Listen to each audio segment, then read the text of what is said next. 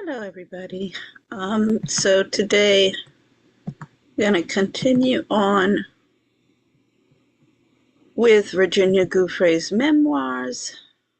And I've been preparing another, the white supremacy meets, or excuse me, white replacement meets black supremacy with Tucker Carlson and Candace Owens. Because the thing is Candace is she is a Phyllis Schlafly anti-feminist, um, which is really no different than the having it all feminist. Because the anti-feminists, they want to have it all as well. They want to have a career, and the kids when they're young. Erica Kirk was saying, "Oh yeah, you can get back into the game. You stay at home with your kids when they're little, and then you go back to work when they get, older." I mean, that's what my whole global expat project is about, in allowing women to do that, and helping them and giving them practical help, not just, bullshit pamphlet and empty promises. And at the same time, it's designed to promote sustainable development, like the Sustainable Development Goals that the UN claims that they are doing, when that is exactly what they are not doing. I've been telling them for, at least a decade that your Sustainable Development Goals will produce the same increasing income inequality, over indebtedness, all of the same socioeconomic problems as Reaganomics, for the same reason. The purse strings of spending money and investment money aren't held in the hands of the same psychopaths. So, how are you going to get a different outcome? You're not. And that's precisely why everybody wants to shut me up. And, why, if the feminist or the anti-feminist, if anybody was really sincere in what they are espousing, instead of just using it as some publicity campaign, then they wouldn't be ignoring me, and we'd be moving forward. Because we got to clean up the courts. We got to start implementing constitutions, human rights standards, lots and lots of things. But nobody wants to. So let's do chapter 7. Once again, let's see. Oopsie. Sorry.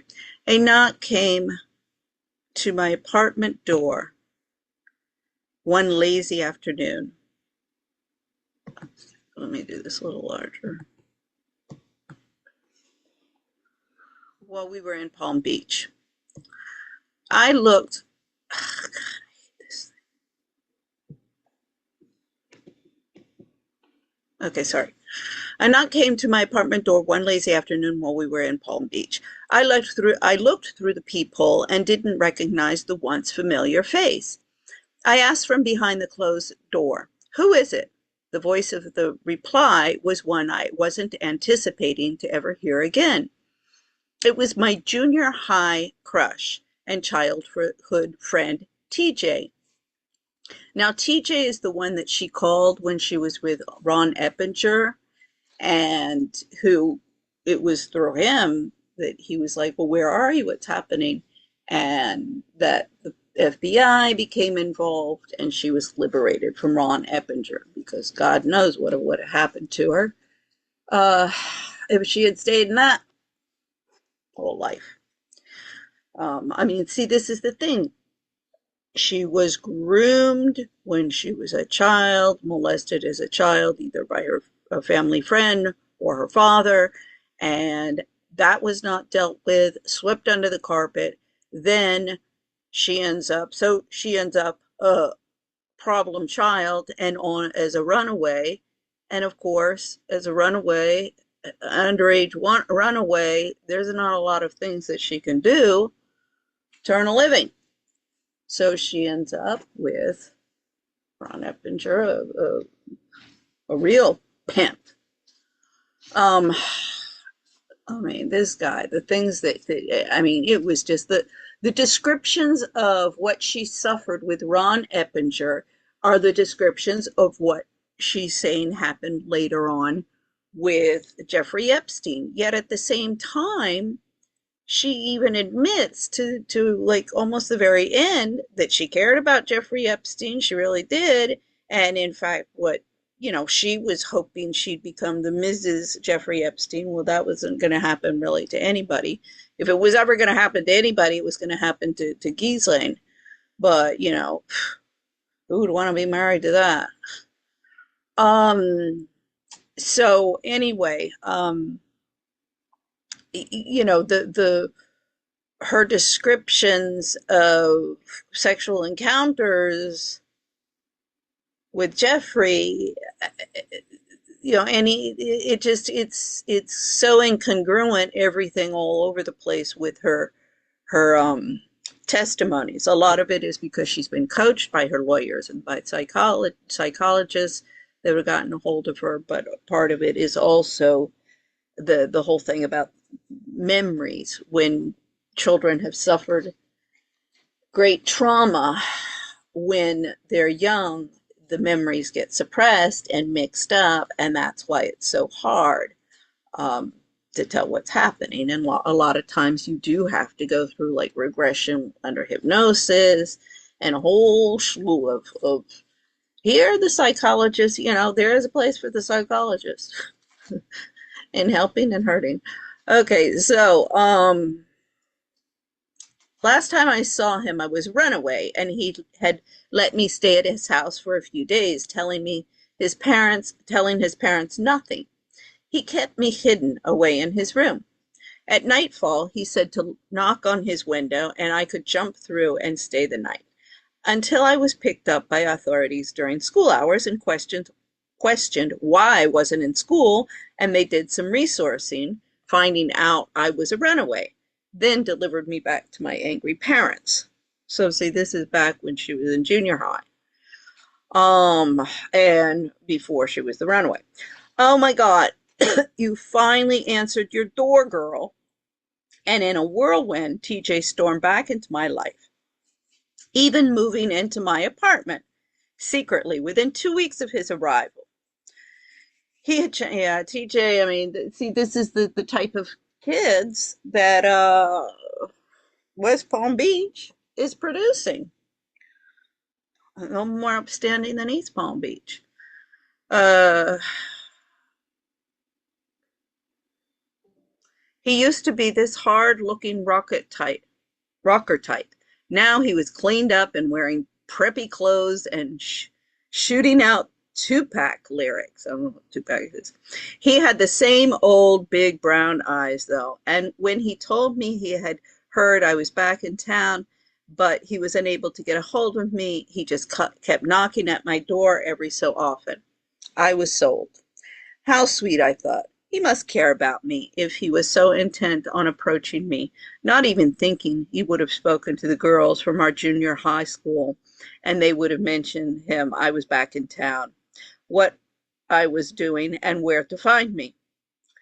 We were a drug-induced romance when budded from fake emotions the effects made us feel. Okay, he got what he wanted, a free ride and not having to work, and I got what I deserved, a man who could let me go away with this multi-billionaire I regarded as my second boyfriend. I mean, yeah, he was like, oh, cool, she's got this great apartment over at the Royal Palm Beach Club, and we can just hang out. The thing has a safari. It even has a safari there. Hang out at the pool, do drugs all day long. Um, you know, Virginia, she's making real good money. She doesn't have to pay rent or anything. Um, you'll see they had all sorts of parties there. I mean, it was party hard. She's like, this is like the dream of every high school or 20 something kid in the United States these days.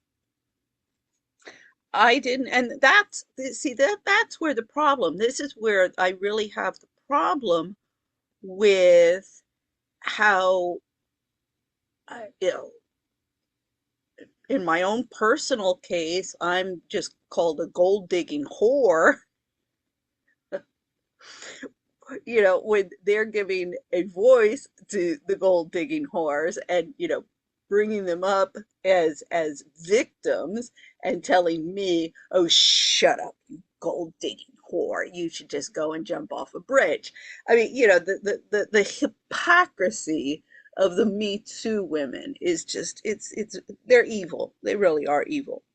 Um, but then, also that they're continuing to promote this lifestyle or these values, if you will, of, who cares where the money comes from as long as I can get a free ride. And she says, I got what I deserved. A man who could let me go away with this multi-billionaire I regarded as my second boyfriend. I mean, TJ, yeah, what could he get, a minimum wage job? He's not gonna. It's all, see, everybody's there for the free ride, and nobody's gonna ask, where is this money coming from? What does this guy do for all of his money? Nobody cares. And it's the same thing. I mean, patriotic housewife. I contacted her. They said they were looking for lots of crime stories. I said, here, I got a whole slew of them. She ignored me. Fine, I'll see y'all in court. See, nobody's gonna sue me, uh, because they know what I'm saying is true. I didn't want to alarm Jeffrey in me having a boyfriend, so I kept it quiet until during a massage I was giving to him one afternoon. We were having a conversation about some of my friends, the party girls I had brought in to meet him. The party girls I brought in to meet him. These are the girls that were saying, oh, can you hook me up? Can you hook me up? Jeffrey started asking questions about the different types of drugs they used, hearing them speak about it in his presence.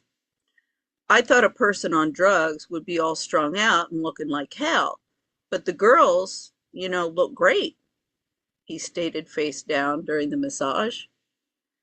That's when I told him I had been dabbling in ecstasy lately too, and I thought it was the most amazing feeling one could even fathom. I tried to describe the euphoria feelings it gave me and even joked with him about wanting to pet anything furry that was around. And then there was the constant need to flick my tongue ring around my mouth. Okay, well, is this furry associated with ecstasy? I never tried any. I mean, I'm like, huh. And Beatrix's son, she was the head of the IMF Family Association when I was there. Her son's 14, and he was asking me. He went to Woodbury Forest, where my brother went. And he was asking me about marijuana, and I was like, oh my God, with a mother like that, because his older sister was already doped up by the psychiatrist on all sorts of tranquilizers. And I was like, God, don't let them get that poor kid on it too. And I was like, well, marijuana's not so bad. It's not a killer drug. Like, just stay away from all of the other shit that they're passing out. And make sure that whoever's supplying your marijuana is not putting some kind of shit in there. See, this is why I'm for legalizing drugs. I mean, all of you pharmaceutical companies are passing out shit. So it was great having such an open conversation about things Jeffrey had never experienced before. God, I mean, he hung out with prep school kids at his prep school. And he never did drugs? I highly doubt it. And all the people he was hanging out with. Um, and he seemed okay with everything. I was telling him as we were having a good laugh together, so I thought I could push it a bit further and tell him the truth about TJ, since it was bound to come out sooner than later. I'd rather not the latter, when it would look even worse that I kept the truth from him for so long. Well, why why we're opening up about things together, I continued by saying, I had met someone from my past and we've been hanging out a lot lately. When I haven't been traveling with you, I've been with him, and I was wondering if you minded if I started to see this guy. He started to laugh out loud. Are you serious? Of course not. No one in this world is monogamous. Why would I expect you to be? I was smitten with relief, but a little disheartened when I heard him speak that way, and I wondered to myself if he had his own personal encounter with heartache. That he had a problem with getting, close to people if he had been hurt when he was a child. I mean, that's a natural.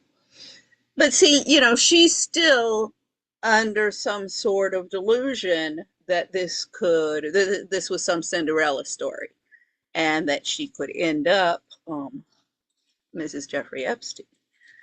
Uh, and she says she's kind of like hurt that he's like, well, yeah, go ahead. I'm not your, you know, I have no claims on you. And that's not exactly, I think, what she wanted to hear. Of course, the evening concluded in the same way it always had. The only reason I was really even there in the first place. Upon his request, I straddled him on top of the table and let him explode with pleasure inside of me, thinking the entire time about TJ. I felt so terrible, but I quickly had to wipe the thoughts of guilt from my mind, not to give Geoffrey the wrong impression. So I had myself busy with two men in my life, but that's not what I really wanted for myself.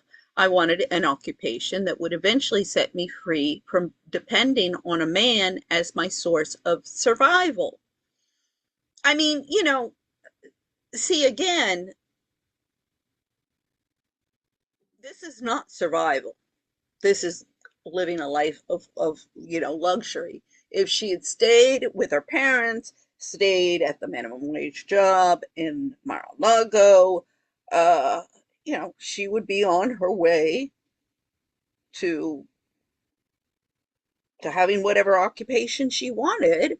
Or, why does she have to have an occupation? I mean, what is wrong with just wanting to be a, a mother and a wife? I mean, if your aspirations in life, if you can cut hair, or for if either you don't have the intelligence or you don't have the interest and the drive to have a career where you're going to have where you need to have lots of certificates. I obviously, I mean, you want your doctors to have gone to school and have the appropriate qualifications. Same with your lawyers. Any of these different professions, you do need something more than a just 4 years liberal college. You do need to specialize. This is one of the problems. Our lawyers know nothing about what they're supposed to be doing. People are not dedicated to their jobs, and we have a problem with the same problem with the doctors. So, this whole, it's partially her being brainwashed all of her life that this is the dialogue. I have to, have a future occupation. I mean, women before, they aspired to be mothers and wives. I mean, they wanted kids, not like today. Um, it just, she just is so contradictory and hypocritical. I asked Giuffre before I left for the evening when my real training was going to begin, and he liked my assertiveness. For real training? I thought it meant to him that I was taking my job with him seriously, but it was all part of his master plan to keep me by his side. See, she wants real training, but it's part of his master plan. I don't understand what she's getting at there. Within a couple of weeks of my persistence, Giuffre introduced me to a couple of real working massage therapists, not only with credentials, but with their own clientele too. See, real working massage therapists. I mean, didn't they ask some questions? I was in awe of their teachings. It all made so much sense about the body and what they were saying. I felt like I'd picked myself up and out of the lurches and had a direction again. I mean, if she wanted to be a massage therapist, again, why didn't she stay home working? She was living with her parents, had the okay minimum wage job at Mar-a-Lago, but she didn't have to pay rent, food. You know, she could have finished high school. She wants to be a massage therapist. Fine, more power to her. But she didn't have to become a sugar baby to she was not obligated into this life. At this point, it was a choice. And you know, it's clear if what was that, chapter 5? I think it was chapter 6 at the beginning anyway, when you know her mom was like, what are you doing going to New York? She's like, I'm going. And that is when she made that decision. uh was she an adult in terms of years? No. In terms of experience and knowing what all of that was going to entail, she knew. Um,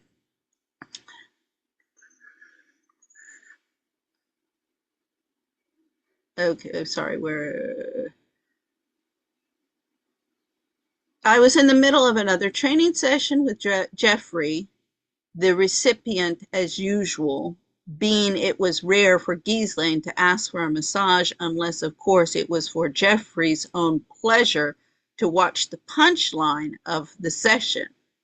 Okay. When I was shocked to hear Giuffre ask one of the therapists to now remove her shirt. Okay, so that's a run-on that is difficult to understand. Okay. He had no shame, I thought. Even though she was above his usual age criteria, she was still a pretty woman in her early 30s. Over the hill. With curly blonde hair and had an athletic body for a mother of 2 children. Oh, Con, not only is she over the hill, but she's already had kids, God forbid.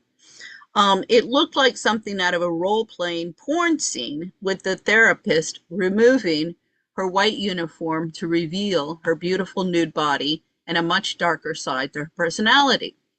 I couldn't believe it at first. It was such a state of shock, and I began to question it myself if this was normal in the massage profession to expect this kind of clientele to request such degrading tasks even though they were professionals. Okay, yeah, she is still a little bit naive, but yeah, she's learning. At the end of the session, she was paid $300, an additional 100 for helping to train me as well, and I was paid my usual $200. Then we were both invited by Giuffre to join him out by the pool for a cool dip. I mean, you know, the thing is, uh, most of the time you go to give a massage at some billionaire's house, a real masseuse. And this is where, you know, respectable masseuses should be pissed off and say, wait a second, this is an honest profession for some people. You're going to go. I mean, my neighbor in Madrid, Clemencia, she used to have some girl come. She has her own table. It's a play, you know, one that folds up, a foldable table. She pulls it out. She would lie on it and give her a massage. And then she'd be gone. She'd get paid and be gone.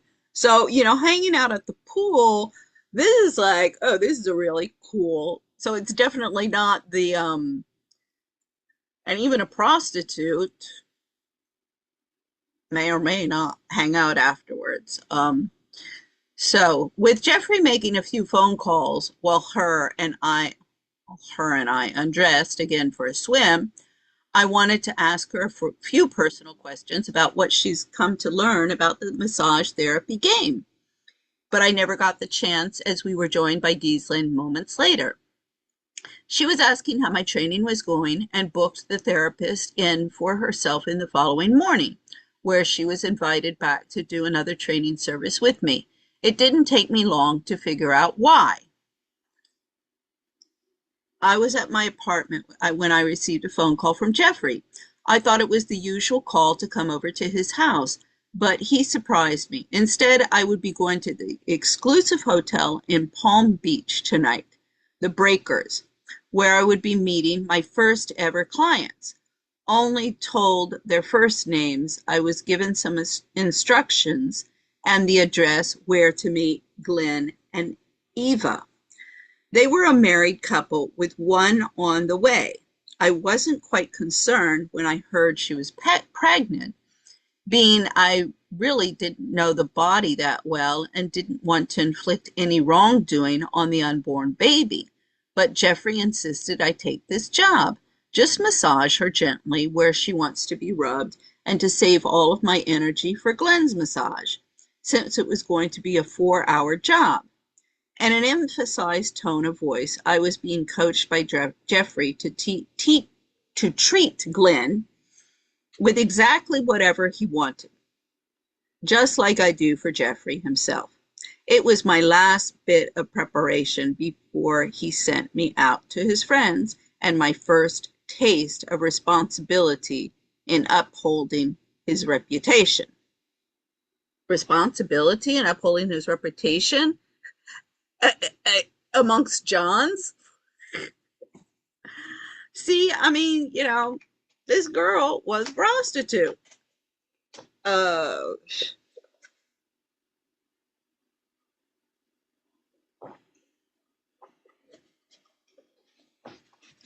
She was not being held or forced against her will.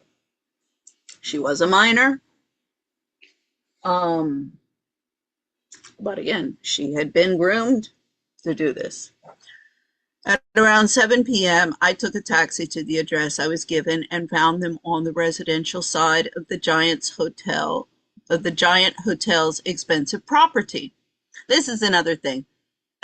All of these hotels, they know exactly what's going on. In fact, they are involved in the pimping process very, very often. So who's going after them? When I arrived in their apartment, it was a far cry from the lavish place I was expecting. Still really nice, but had a cozier family feel to it. It was just beginning to get dark when Eva and I went into the master bedroom and she undressed to reveal the first naked pregnant body I had ever seen. It was fascinating to see her in the later stages of maternity, and strangely enough, it was a miraculous and wondrous sight. She was a former model and one of Giuffre's main entourages from his past that had gotten too old. See, it's with one O here where it should be two. Too old for his taste and was married off to a wealthy colleague of his. See, a lot of the models went through, like Melania, who were amongst they used to call them their fillies, harems, that would go through, they come in to the United States. I mean, a lot of them are foreigners. More and more have become over the past 40, 50 years. I mean, 40, 50 years ago, it was the blonde Farrah Fawcett, what was her name? Cindy Twigs or something. I forget. There was a lot of it, but it was the blonde, blue-eyed girl next door.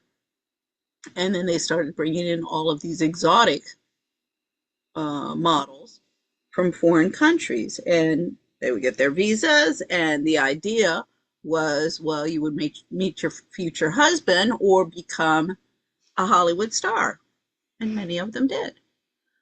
Uh,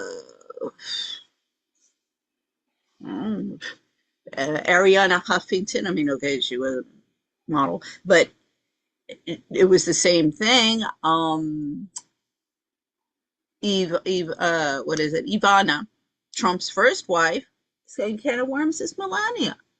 This has been going on for a long time. Lying down on the bed, I adjusted the pillows to try and make her more comfortable, and I began to massage her as Giuffre had instructed me to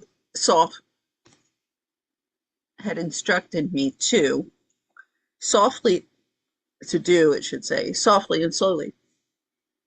So at ease with her nude body, she even asked me to massage her swelling breasts in a non-sexual way, not knowing any other way but that. I was trying to oblige in her request, doing the best I could to relieve her, but couldn't help but giggle to myself at the very sight of this. She said she was very happy at the end of the massage and rolled over to go to sleep, asking me to turn out the light at the end of it. I closed the door gently, as if not to disturb her, and went to find my other client. So with her, it was just strictly a massage. The apartment's lights, I mean, the whole thing about the massage, this is like in vogue. This is also what pisses me off about this stuff. I'm like, everybody who's anybody has a masseuse come over to their house to give them a massage. It's all very, very pretentious. I mean, I remember I've had it a couple of times. It was in Bogota at the club where we were, and I've always had back problems, but the massages, I'm like, no, these most people don't know how to give massages, particularly at these spas and stuff like that. I mean, I had a girl when I was an au pair in Paris, and she was a student. She was a student at the language school, the French language school I was at, and she was a trained masseuse. She was Swedish or Finnish or something. We went over to somebody's house, I think Sunday lunch or whatever, and it was just everybody in the group of the school. And she gave everybody a massage. And I mean, with our clothes on, we're sitting there with all the clothes on. But I have to admit, I mean, she knew what she was doing and to get into the muscles and all of that. And so I'm the first to say, yeah, somebody who's really, oh, please, a good masseuse, thank you so much. It really does help with the back problems. But my solution always, and here, first thing I want to start in Washington is a decent gym. Would be always, I mean, I'm out of shape and I'm a bit overweight. Uh, so I'd have to, that's not helping, but stretching out afterwards. People, when I explained to people who would show people how to stretch out, they would just like look at me, because what you do is you lie down. This is why I'm like the photo with Prince Andrew, and there's a woman with all of her clothes on. This is in the Epstein files, and he's leaning over, and he's apparently like touching her back. Well, she's face up, I think. But he does have his hand. I mean, it's not inappropriate how he's touching her or something. And I was like, well, maybe they were doing some exercise of like, look, when your back is hurting you, here's what you do. I've done that before. I mean, okay, not in public places, But, at a party or something, I'll be like, okay, here, let me show you. And I'll lie down on the floor. And I'm like, okay, you bring your knees up into your chest and you you pull your knees into your chest and you try and get your back as flat as possible and like push it into the floor, and that like straightens out your back and it really helps. And then you twist and turn. You'll put your shoulders on one side and your hips, you go towards the other side. Oh, and then, they really, look at each other then you throw your legs back over your head and your shoulders and you get your feet. So you got your butt sticking up in the air. Yeah, so if anybody had wanted to catch me in a compromising position, showing somebody how to stretch out their back, and when it's hurting them, you could come up with all sorts of stuff like it did. That's why I'm like, for me, that's a totally innocent photo of Prince Andrew, because I have gotten on the floor and be like, okay, let me show you. But it's with their clothes on. So it is not proof of wrongdoing. Once again, you want me to say, oh my goodness, enough is enough with Prince Andrew. He needs to show me some real evidence of wrongdoing. Because the first photo with Ghislaine Maxwell and his arm around Giuffre, Lady Harvey, it's not been proven original. Lady Harvey has been analyzed that, and I'm pretty convinced. I'm like, well, it doesn't. She would know. She dated Prince Andrew. She would know. She looked at that stuff, and I believe it. And even if it is a real photo, what has he done wrong? He's standing next to how many girls, how many people saw Virginia Giuffre with Jeffrey Epstein and didn't say anything? Why are they not being persecuted and prosecuted? The double standards and going after people for absolutely nothing while making excuses, not just turning a blind eye, but making excuses for completely inappropriate behavior or criminal behavior. It boggles the mind. Okay, so now she's going to go and find her other client. The apartment lights had been turned out for the sleeping children. Oh, great, kids in the house. Up until now, she's only given a massage, perfectly innocent massage to the woman. I found Glenn awaiting for me in the lounge room where I had to call out, "Excuse me," as I couldn't see him in the dark.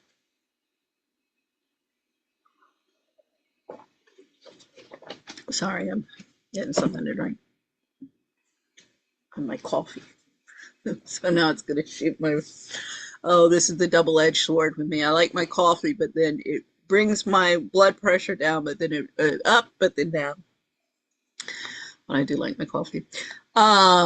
So there was a throw rug on the ground that he had already placed out as he began to strip down in preparation of the massage.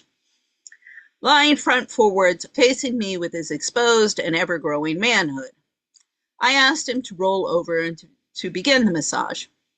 He complied with a cheeky smile, and from his eagerness to show he was not shy indeed, I already knew where this was going to end up. Well, I can imagine that maybe she's not going to run out of the place or whatever. This girl, she's not exactly a virgin by this time. But this is also the moment where she decides, am I going to continue on? Obviously, Jeffrey Epstein is not, this is not some Cinderella story where I'm going to end up Mrs. Jeffrey Epstein. Either I'm going to end up like this woman I just gave a massage to, and I can look for a potential husband in all of this, or I can leave now and get out of it. Tell my mom and dad I'm sorry. I don't want to do this anymore, and I mean it this time. Can I please come home? And I'm going to be a masseuse, and I'm going to go to school, and I'm going to get my life together. But no. Okay, so I found it much more strenuous to massage on the floor, but I wouldn't let that hold me back. I wanted to have a career, and this being my first ever clients, I didn't want them to disapprove. Nearly 4 hours after I had gotten there, I was still hard at work. See, since she's writing this she had burned all her like diary that she had been keeping. So this is from memory. But either she's justifying what she's doing at this point, what she did she's justifying what she did in the past, or she's either like in her mind saying, well, a masseuse, just if I'm going to be a masseuse, I have to be a prostitute, and resolving that in her mind. Or resolving it in her mind that, well, if I want to be a professional, I'm just going to have to do this. I mean, it's like Megyn Kelly saying, well, anybody would give a blowjob to their boss because they wanted to be on TV. I mean, it's no different. I disagree. That's why I live in rat-infested housing and haven't been welcomed back with open arms into the games in Washington, D.C. I won't sell my soul and I won't sell my body, so nobody wants me around. So nearly 4 hours after I had gotten there, I was still hard at work, mentally preparing for the end of the session. He let me know when he was ready to begin the other side to my job, and just like Giuffre did the first time, he requested me to take off my clothes, starting with my shirt. When I complied, the request kept coming in, and before I could change my mind and run away, I was having intercourse with this man that was so comfortable doing all of this while his pregnant wife and children slept in the room beside us. Well, I think it was a little bit bigger than a 2-room apartment. So yeah, I don't think that they were exactly in the room beside them, but when he had climaxed, we both got up and dressed, and he paid me a large tip, even though Giuffre would be the one to actually pay me for my time spent there. I mean, the guy he didn't assault her. Take off this, take off that. She complied. I mean, he didn't assault her in any way.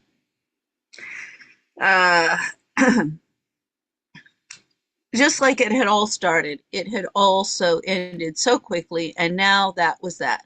I had to accept what my duties were, and now I could go back to Giuffre, who would be further pleased in my demonstrations to keep him happy. I mean, she's rationalizing what she's doing. I was calling the next morning to come over to Giuffre's mansion that afternoon for lunch, a swim, and of course a massage session, knowing all too well they'd be expecting. I mean, see, you come over for lunch. As I say, if she was strictly this employee and not his sugar baby, then it would be like, okay, come over, give me a massage, or you're a prostitute. Come over, service me. Thank you very much for your time, and, goodbye. I'm not advocating prostitution. I'm just, calling a spade a spade.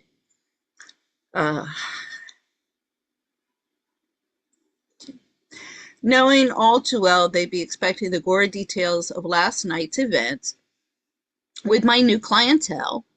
Of course, they're going to want to know how to go. I came there at 1 p.m. I mean, if she had flipped out, well, maybe Giuffre would have gotten a phone call by this time. I came there at 1 p.m. as requested and sat down for a light lunch and a swim. Giuffre was mostly conducting business from his office poolside. offside pool office, but he came to ask me if everything went well the night before. I told him I did everything asked of me, and I'm quite confident both my clients, well, she has apostrophe S when there shouldn't be one, were more than pleased with me. He gave me a quick grin before he headed back to the office, throwing a purple grape down his throat as he walked away. Lying out on one of the pool decks, blue and white stripped lounge beds, I was waiting for Giuffre to finish his business so I could give him his massage. He never took too long with his work unless there was something wrong, and then we would all have to wear his mood, but today he seemed fine, though. When we went up the stairs, he told me we would be leaving for his ranch in Santa Fe, New Mexico in the morning, and I'd need to be packed and ready tonight. They loved hearing in the spur of the moment. Giuffre once again said he checks with his pilot Larry on the best weather before he heads to the different destinations. I checked up this pilot Larry. I mean, why is Larry not suffered any consequences? He knew what was going on. He was the one doing the transporting across state lines and across national lines. So let's see. I enjoy spending. I think a patriotic, a housewife. I know her husband. She's West Palm Beach. I know her husband is ex-military. Now he might be one of these pilots. I remember my younger sister, she's a celebrity chef in Telluride, Colorado. I keep on telling her, all of these celebrity chefs and all of these corporate and upscale and overpriced restaurants and all this shit that's going on in them, they should be concerned. She just laughs. But anyway, God, years and years and years ago, I forget where I got. I think it was maybe Saint-Tropez, but anyway, I came across this booklet of like private airstrips and things like that, and private planes, and I gave it to her. I sent it to her. I said, "Oh, you might want to check into this because in her catering business," I said, "you could make." Particularly in the Telluride area, you can make some money catering to these, these different people. I'm sure somebody prepares their food. I don't think that they make sandwiches. The people who go on these planes may pack a picnic lunch, and effectively, it's been a lucrative business for her. Of course, I don't think she would ever admit that I was the one who gave her the idea. But so anyway, they loved leaving in the spur of the moment. Giuffre once said he checks with his pilot Larry on the best weather before he heads to a different destination. I enjoyed spending time at his ranch, being it was my favorite of all of his residences. He had a lavish Mediterranean looking castle on top of a hill that overlooked his extensive 7,500 acres of property. This has recently been, it was sold a couple of years ago, and it just came out who has political ties. The guy, I forget what the story is, but it just came out who the new owner was. I saw that the lawyer handling the sale, or the buy rather, for the new owner was from St. George's, where Tucker Carlson goes.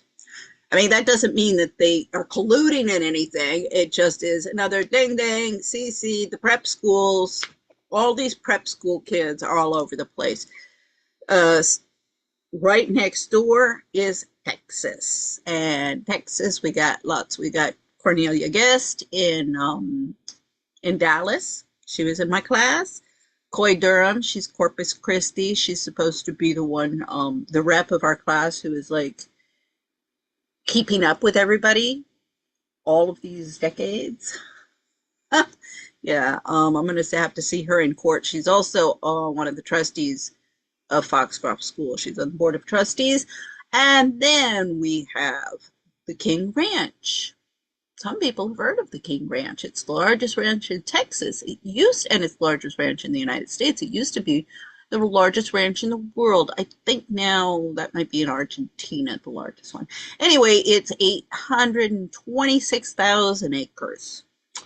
So she's in my class as well at Foxcroft, and she's also on the board of Woodbury Forest, where my brother went, and we also heard about Woodbury Forest, where Anne Beatrix Keller from the IMF Family Association went.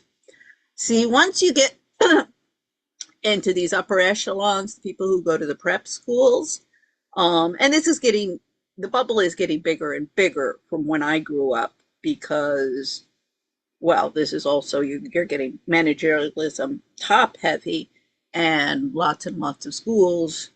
People have gone, oh, I'm going to start a private school and makes lots and lots of money.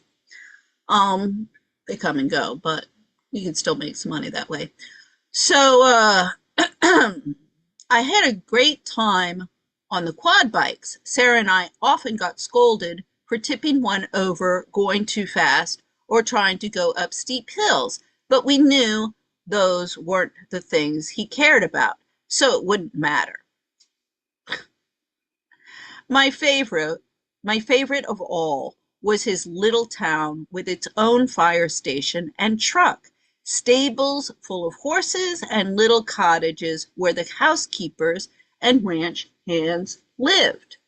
So, all of the ranch hands, housekeepers, everybody who lived on that ranch, because apparently there's a lot more going on, satanic stuff that Giuffre never talks about. We've never even heard of this. Tara Palmieri and Andrew Lowney, I saw them in an interview saying, have you ever heard of, in your investigations, any of this cannibalism stuff and satanic stuff? No. Have you? No. Like, well, that just shows how incompetent reporters you are. Because, hell, the information has been out there. Now, the dots haven't been connected, and that's what we're seeing in the Epstein files.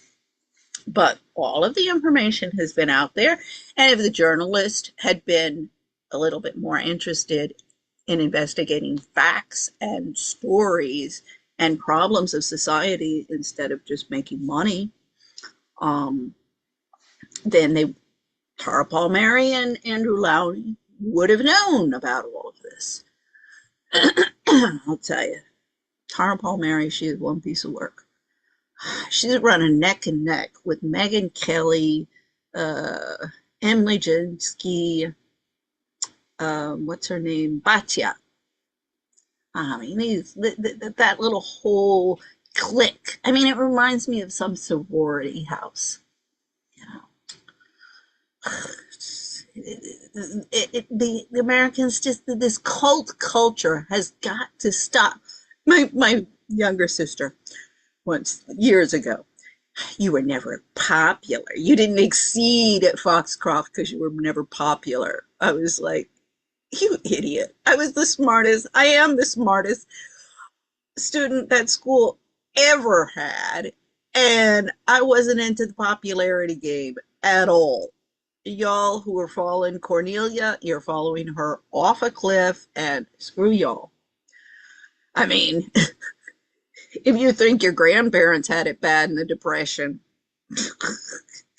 you all are going to even get it worse. Okay.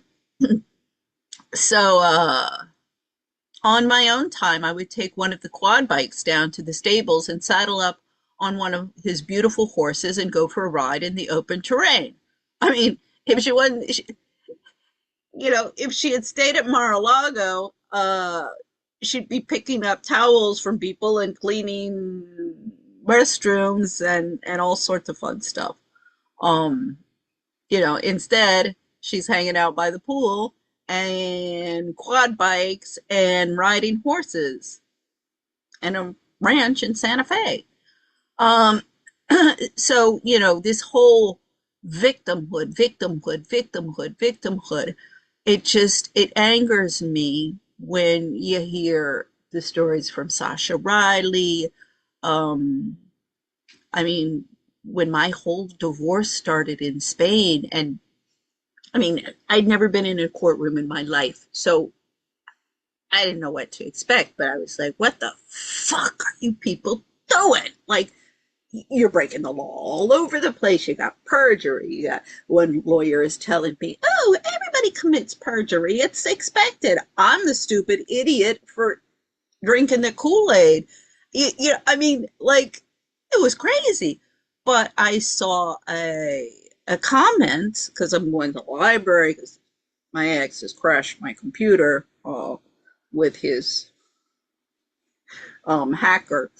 So I have to go to the library.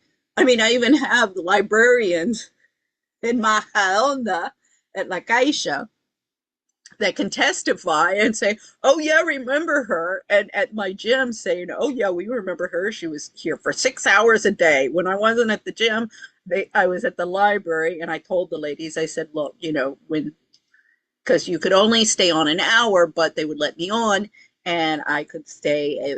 And if anybody came, we'll just tell them to come back here and kick me out if I'm going over my hour.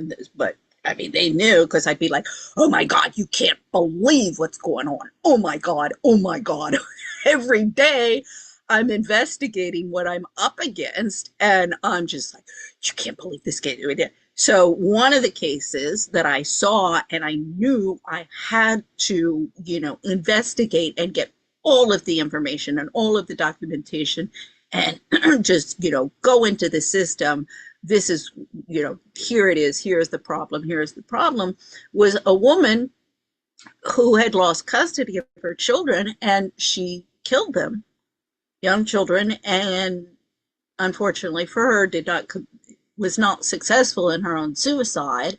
And somebody said, oh my God, she killed her kids just because she lost custody. And there was a comment in the article that said, no, what's happening is the abuse these kids are suffering, sexual and physical and just horrors these children are suffering is worse than death. And some of these mothers are resulting to that, and they kill themselves and their children because they're not being protected. And everybody will see in the presentation I'm doing it. But Gonzalez Linehan versus USA, that's 2011 against the Americans, Inter-American Commission on Human Rights. Gonzalez Carreño versus Spain, that's Convention on Elimination for Discrimination Against Women, CEDAW, 2014. Both of those cases, we're seeing that, they're not protecting the women, nor their children, and they're getting killed. So, I'm sorry, just when how the Me Too movement and how the Me Too gold diggers, Gloria Allred, Lisa Bloom, are at the head, but they're not alone. I haven't collected all of the names, but I've collected many of them. And they are evil, evil, evil people, because this is all about making money and their political agenda to have it all and transform patriarchy, which is the enemy of everyone, to matriarchy, which, oh God, if you let these bitches in to control the world, Lord help us. So, it was coming up to the end of a very cold winter, and it still had the snow-covered mountaintops and brisk air that I loved to take in during my many trail rides. I have been an experienced horse rider since my childhood and could honestly pinpoint some of the best memories of my life being on the back of a horse. I acclaimed with thrill in my voice, "Great, I'll get packed up soon as I get back to my apartment."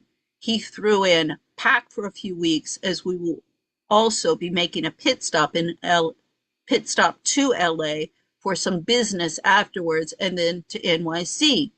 I was used to these round trips with him. It was great as I was saving loads of cash and about to buy myself my first car. She's making loads of cash. She says that all she wants is to, a career as a masseuse. Well, why would to buy herself a car? Why does she need a car? New York, you don't want a car. So, okay, well, Palm Beach wants a car. Um, Perhaps, I don't know. Jeffrey, Ghislaine, Emily, and I all left the following mornings as planned, arriving in only a few hours at his awe-inspiring Santa Fe Palace was always a delight. Still frisk in the air, my petite frame looked even smaller in these gigantic overcoats.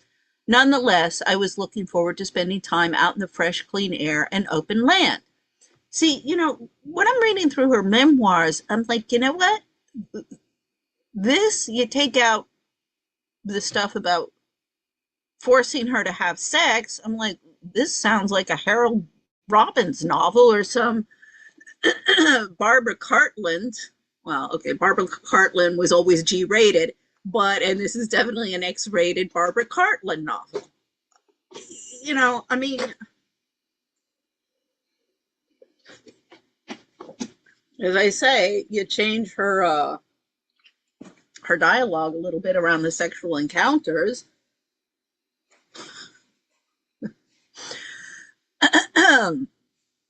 I mean, this lifestyle of the rich and famous of being a sugar baby and hanging out and doing nothing has been promoted for a long time. I mean, that's what Cornelia Guest and all of the preppies have been promoting. After a few days of leisurely spending our time on the ranch, we went to the Indian markets in Albuquerque for a bit of shopping and sightseeing. Jeffrey wasn't the most off-road kind of guy, so when we went sightseeing, it was more like museums, boutique shopping, and local art galleries. Still a splendid trip through. With me picking up a few nifty collectibles to bring back for my family, and knowing how much my mom loves Indian apparel, I thought it would put me back in her good books for a while. I hoped at least. I mean, if she really wanted to get into her mom's good books, she would have gone home and said, "Look, Mom, I don't have any presents for you. The only present I have for you is that I'm leaving him. I want to come home. I do want to be a massage therapist or horse trainer, whatever. I want to get my shit together. I want to get my life together. I don't want to live like this anymore." Her mom, that would have been the best present she could have brought for her mom. But no. There was some lengthy time to put a little water under the bridge between my folks and I. I mean, I think her mother legitimately, see, this is where the mommy wars come in. All of the women, I mean, I even have a letter that I read, I forget which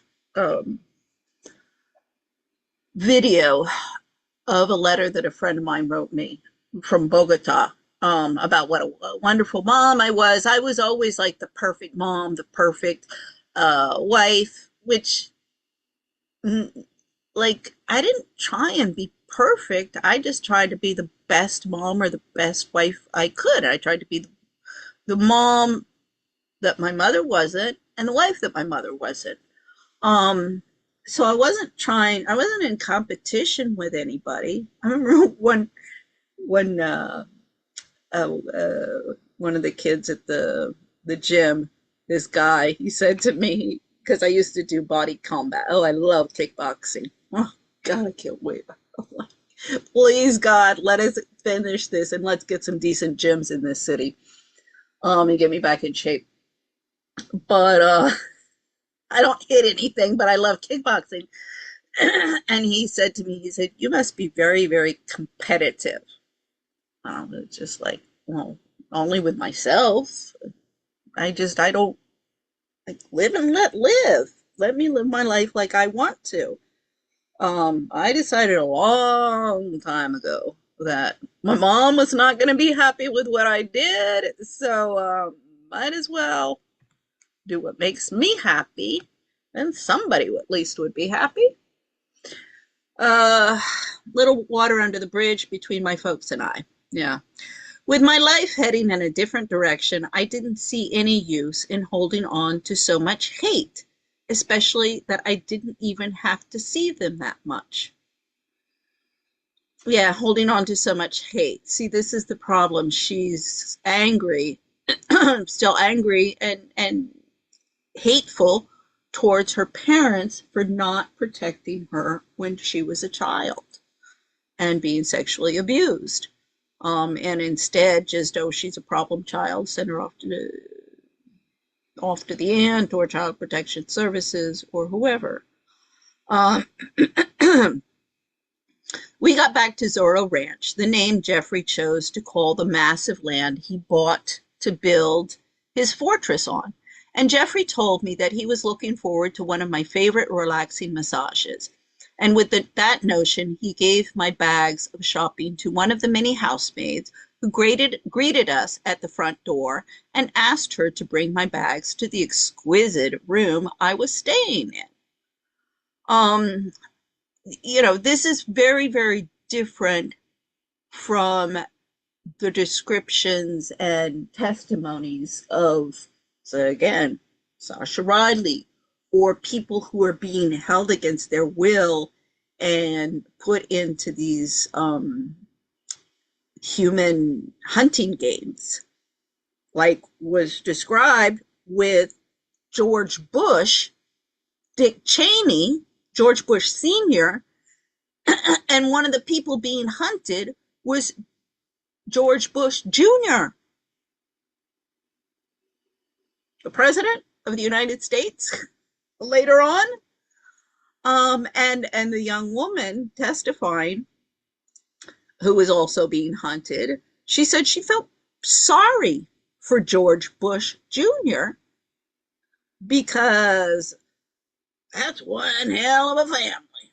Ooh. But I laugh and I go, I wonder about when Dick Cheney got shot. Didn't he get shot in the butt? And some hunting party. I wonder what they were hunting. That always seemed a little strange. We got back to Zorro Ranch, the name Jeffrey chose to call the massive land he bought to build his fortress. Okay, sorry. Uh, and Jeffrey told me that he was looking forward to one of my favorite relaxing massages. Oh, okay, sorry.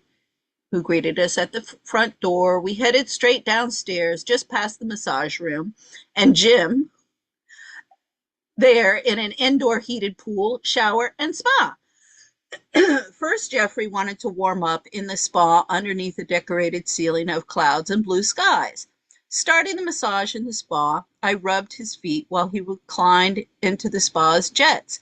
We spoke of the museum and some of the knickknacks I had bought, and I thanked him for the turquoise earrings and necklace he had got for me as a gift, joking about not ever knowing what to get for him, being that he was the richest man I'd ever known.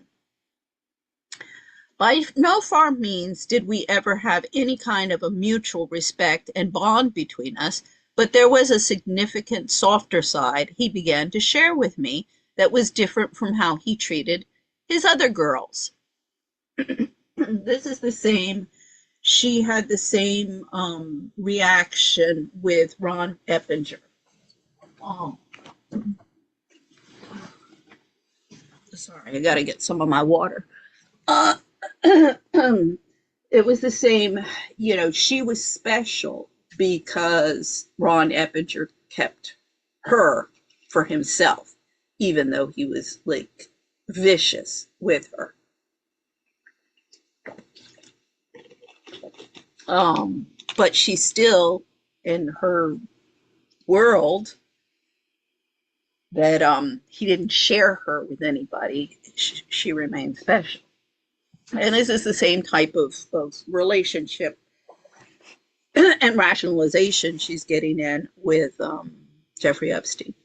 Maybe it was my feet that filled the shoes for that time being, or the fact my novelty hadn't worn off yet. A little bit of both. But whatever it was, I was getting confused from the double-sided life I was leading. See, I mean, as she says, she's neither the girlfriend, but she's not either a hired hand, like the woman who received her shopping bags. He got up from the spa tub shortly thereafter and asked me to come wash him in the shower. It was nothing unordinary to me. I was used to his needs to be nurtured and pampered. I performed his request with a cheerful mannerism, letting him think I was taking care of him out of my sheer sweetness. No, you were doing it for money. I got the towels ready for him to get out of the shower and towel dried him, patting his skin instead of rubbing as previously instructed. You know, you have a very maternal instinct. You'll make a fine mother someday, he would constantly acclaim at my gentleness. I hope so, I replied. I would love to have my own babies one day, but not any time soon, laughing all the very thought of that. So she obviously is accepting the fact that Jeffrey is just using her, and she wants a Cinderella story. I mean, the thing is like, wake up and smell the coffee, people. I mean, hell, it was pretty evident after I got married and pregnant, and I had been an asset, a commodity for my husband. I mean, everybody in his life, but in his defense, my siblings are like that. My mother was like that. Everybody I know in this world is like that. That's why I've been canceled. As Doug Shar, the son of DC Real Estate. Ooh, hold on, let me take some water. DC Real Estate mogul, his son Doug Shar told me back in the 80s, he said, oh, you never know if your friends are your friends because you got a lot of money, you got a mansion, and you give fabulous parties, or because of you. And I was like, well, first off, I do give fabulous parties. At that time, I didn't have a mansion. But I was like, yeah, I was never in any illusions. And I'm sorry for my children, particularly. And my eldest son, when we moved to Madrid, he said, Mom, I just want one friend here, like I had so many in Bogota. I was trying so hard to move our family forward. This whole thing of, let me find a meal ticket husband and it's all good, and I'm just here for the good times. That's not how women should be. Even if if you're just a commodity or whatever, think of your children. And just thank God for your children, and concentrate your efforts and showing them that there is other possibilities of relationships with people. That's how you change. That's all really how we have to change the paradigm, and that's the only way. I mean, I gave up believing in epiphanies and Christmas Carol, Scrooge. uh, waking up and smelling the coffee. I stopped believing in all of that stuff a long time ago, but we can change the values and norms that we are teaching our young children. And look at your parents, look at your grandparents, how they just self-destructed with all of this. The Kennedys talk about the Kennedy curse. I'm like, no, it's just consequences. It's karma. It's the consequences of how you lead your life. And everybody I know, it's the same. All of these degenerative diseases, even cancer, lupus, a lot of it that I see. I'm like, wow, it is consequences of how you're leading your life and your values. So anyway, we walked up the steps and through the French doors into the gym's adjoining massage room. It was a smaller room than in his other houses, placing the emphasis on the large massage bed in the center. I grabbed another clean towel to keep him warm while I prepared the music, lights, and oils. He liked me to use mostly lavender and other aromatherapy scents. Oh God, aromatherapy is like off the charts.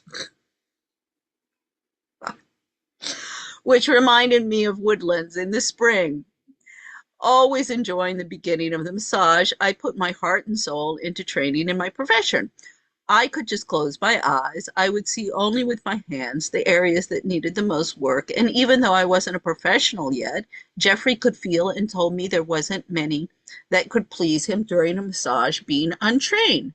I'm sure now it was just something he'd say to all of the girls, but in the time I had known him, I could honestly say it wasn't like him, to compliment girls in any other way than regards to a sexual performance or their looks. I was flattered at his praise, and when the massage was over, so were the sentiments. I was back to being used for my body and what I could do with it. Again, and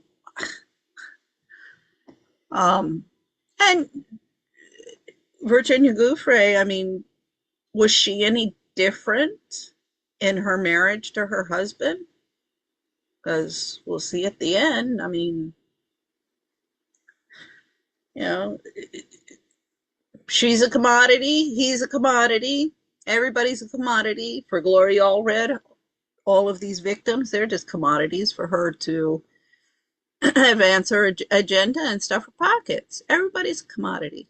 Everybody is to be used. I mean, I have been, I don't know how many times in my lifetime, I've been told I'm a chump. I'm a stupid idiot. I don't know how to work the system, which is not true, but I'm not going to play those games. I don't need a mansion. I don't need a $7,000 acre ranch. Excuse me, $7,000 acre. No, 7,000 acre ranch to define who I am. I don't like living in squalor. Thank you very much. No, but even that, I mean, I knew my lawyers and my ex-husband, he said, you're going to end up living in a tent on the street. Told me that 20 years ago. I was like, I don't think so. I mean, I have an impressive resume. I'm a hard worker. Like, anything I don't know how to do, I can learn. Like, what are you talking about? Oh, he knew the game better than I did. Okay, so one up on him. See, and he doesn't care, and neither do my siblings. Right? My brother even said, "Fuck your kids." Nobody cares how this is affecting my sons. Nobody cares about my plight. I mean, it is a ruthless, ruthless, ruthless world. It is destroy or be destroyed, just like Ethel Kennedy, um, Bobby Kennedy, in a People magazine interview even said it. Everybody's friend and foe, and it's a destroy or be destroyed world. Wake up and smell the coffee. Even Elizabeth II, her children were nothing but pawns. I mean, there's a a fine line, but also a double-edged sword, or give and take, however you want to look at it. You do have certain obligations to your family, to your society, and the higher up in the hierarchy you are in politics or in commerce or in social arenas, the more responsibility you have, and you have to assume that responsibility. But at the same time, um, you know, you are a person, just like, this is what I'm like, poor Prince Andrew. This man is a real life person with feelings. Everybody despises him because he represents white privilege. I know exactly what he's going through. This is also, I mean, Ghislaine Maxwell, due process, presumption of innocence of everybody. Okay, now, when I read through this, I was like, well, Ghislaine, yeah, this is not good. But I can't say it's any worse than any other ladies that I know, or any worse than what in fact, it's much less worse, less worse, can you say that? Um, than what the Federation of American Women's Clubs is doing, or the IMF Family Association, or the World Bank Family Network, or the UN Local Expat Spouse Association, any of these expat wives clubs, any of these social climbing, suburban trophy wives that I'm calling out. So you're no worse than what they're doing in this scenario of what Virginia Giuffre is presenting here. However, when you start getting into cannibalism and satanic rituals and stuff that is being described elsewhere, that's where, yeah, that's not appropriate at all. And with this, I was like, no, Ghislaine Maxwell is being attacked for representing white privilege. Everybody hates everybody. See, this is the thing. Everybody loves the princesses and the queens and the lifestyle of the rich and famous. They love those people as long as they're up on a pedestal and they can get something out of them. But the second they fall, they're the first to turn and stab them in the back. Because it is this love-hate relationship. They want to be rich and famous, so they idolize that lifestyle because they aspire to it, yet at the same time, they hate the people in it because it is the source of the oppression of the lower classes from whence they came. See how it's very, very sick psychological thing that's going on there. But this is what white replacement is all about. And these little gold digging whores wouldn't be able to replace the respectable women in American society if the men weren't only interested in chasing tail and the lawyers knew something about the law and the journalists weren't out to lunch. So, see, it's all a very sick ecosystem.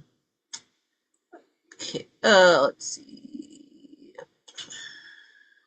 With him satisfied and all for a nap, I could do whatever I wanted. Like usual, I would go down to the table, see, an hour of work, and the rest of the day, she gets to do whatever she freaking, she's at this luxury spa.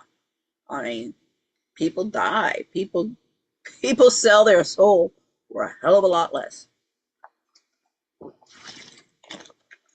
Like usual, I would go down to the stables or something adventurous. But today I was in a melancholy mood, just wanting to relax and unwind myself in a giant tub in my bathroom. I got out some of the oils I used on Giuffre, putting them in the steaming water, and popped 2 of my Xanax pills. forgetting about my troubles and focusing on the quiet moment at hand, just wanting to soak up the peacefulness of it, nearly slipping away to sleep in the tub. I was startled when I got the call on the intercom to come down for dinner. Everybody seemed to be in good spirits at dinner, which helped to lift mine. We all ate our meals and went into the movie room to watch a newly released movie. It was a ritualistic scenario most nights that everyone was at ease and we would all sit in one of his various located movie rooms and hang out together. Just as he always would, Giuffre asked Emmy and me to both grab a foot during the movie that night and just keep massaging through the film. Well, I know people who like their feet massaged. I mean, there's no harm in it.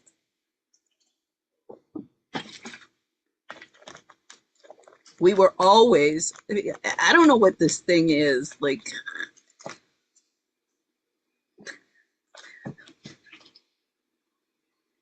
a foot massage.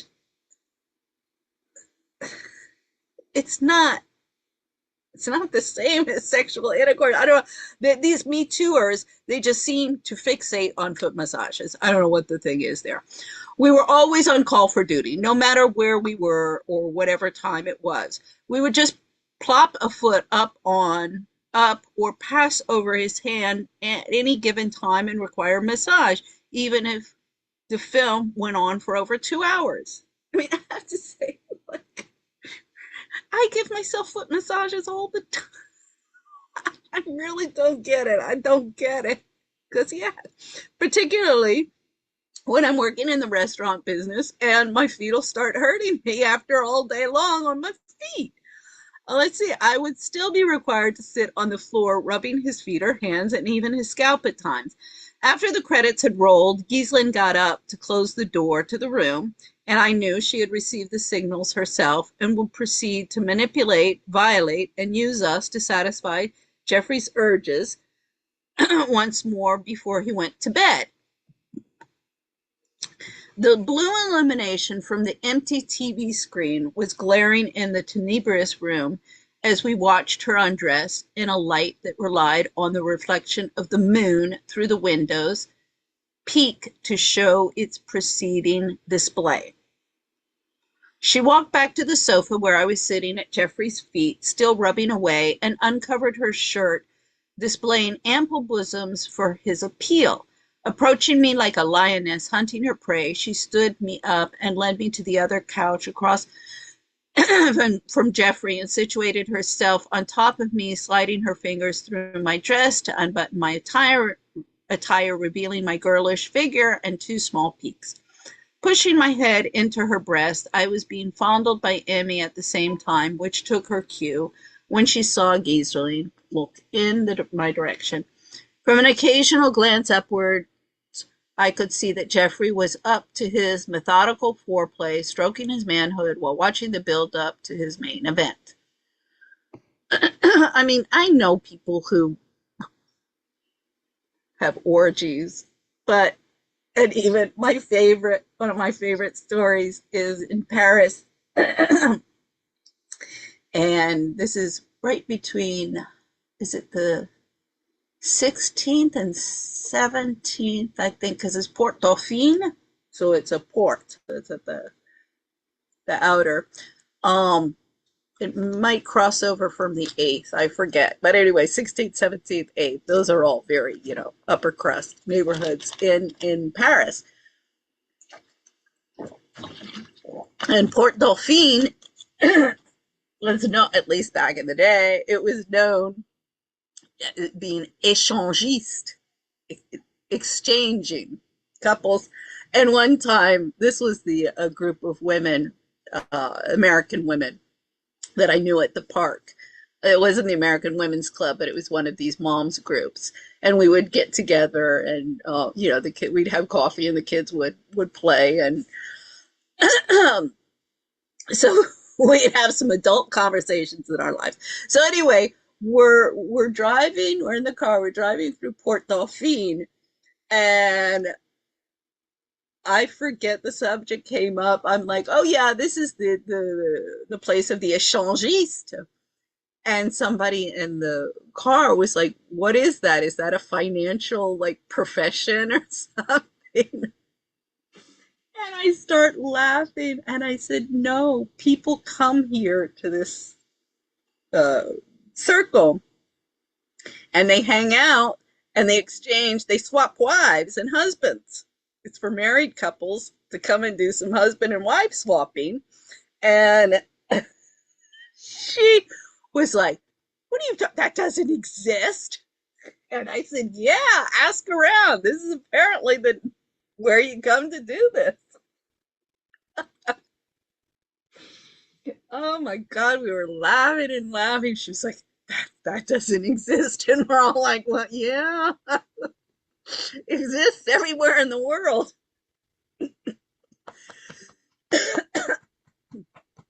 So anyway, yeah, they both took turns making me moan from their touches. And when Ghislaine was ready too, she would insinuate we do the same to her. She urged me downwards until my head was between her open legs and giving in to her wanton indulgence. 20 minutes passed before Giuffre exerted his last energies for the night. The only advantage of being with an old man was they could never last long.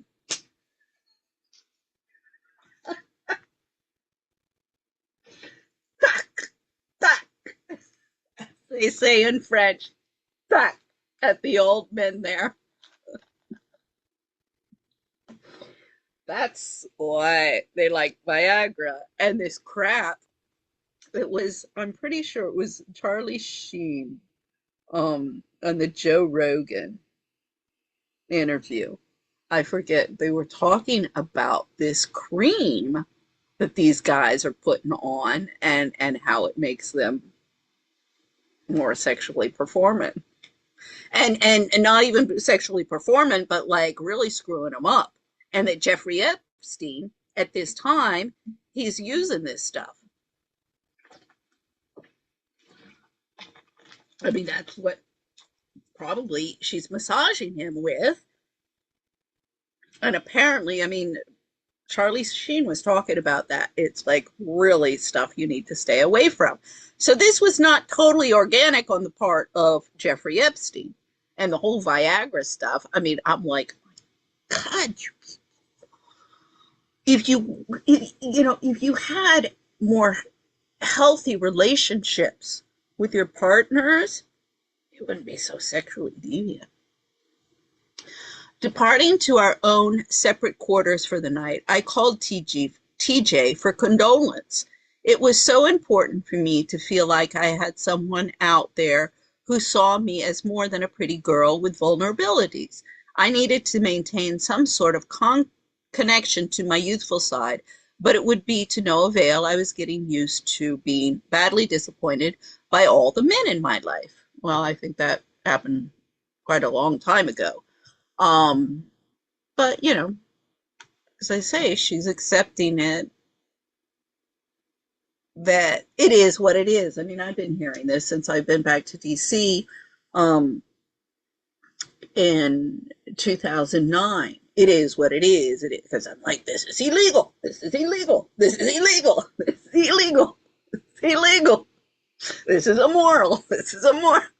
I mean, I'm like sitting, and everybody, Alice, who fell into the looking glass, um, and everybody just laughs at me, going, "It is what it is. It is what it is. It is what it is." And I'm like, you know what? Back in the 60s, well, excuse me, back in the 70s and the 80s, there was still some stuff left over from the 1960s civil rights movement. And we used to say to people who would fuck with us,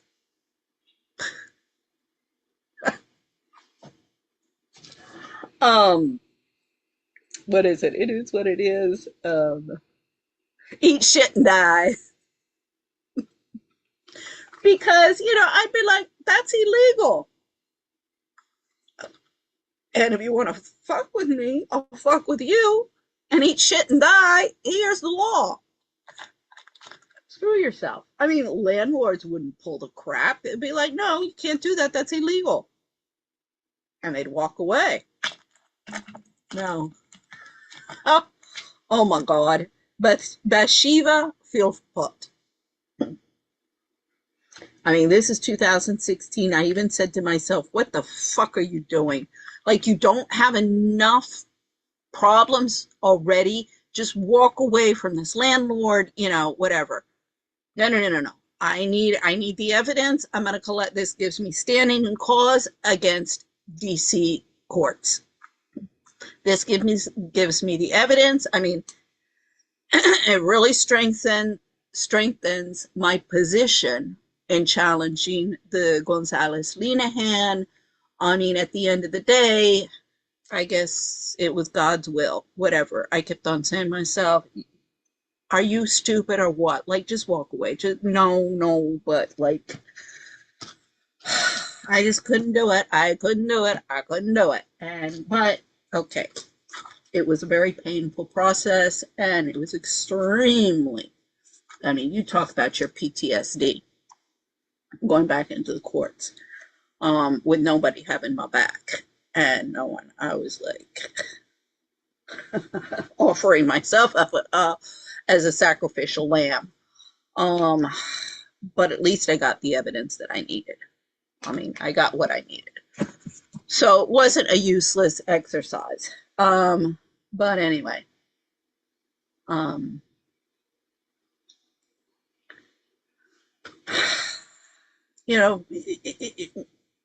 she made a choice. It wasn't a good choice. And even at the end, I do believe she committed suicide because I think her marriage was falling apart. Her husband had a restraining order against her. So I do believe that she was coming apart emotionally. Because, she had been used. She was used just like a lot of the other of the victims that were used by the Me Too movement. I mean, there was this whole fund, $1 billion. Oh, but if you want your money, you're going to have to sign an NDA, and you're going to have to sign an agreement that you're not going to go against anybody else. The whole thing, the way that was set up should have, that's why I said this is $1 billion extortion scheme that the Me Too people have for the men out there, the way they set it up. This wasn't about justice for the victims or going after the perpetrators or preventing this in the future. Bullshit. These ladies couldn't give a frick. The Me Too people are evil. Evil. And the journalist were playing into their hand. Michael Tracy, I've contacted him several times. He just ignores me. I'm like, well, then fine. If you get attacked by all of these women because all you care about is, getting your byline, getting your article promoted in the press and your career as a stellar journalist. I have been on the committee. I have been lobbying the journalist for 20 years, just like I have been lobbying the human rights people, the women's rights people, the politicians. So nobody can say that they didn't know. So this is the the presentation I'm working on right now. I shared this, yeah. Which goes into the witch hunt against Prince Andrew. I've already started that. I sent an email to his new lawyer, the one who's representing Prince Andrew in his arrest at the moment. Hopefully he will not ignore me like Andrew Brettler did, because lawyers who are intentionally sabotaging their client's defense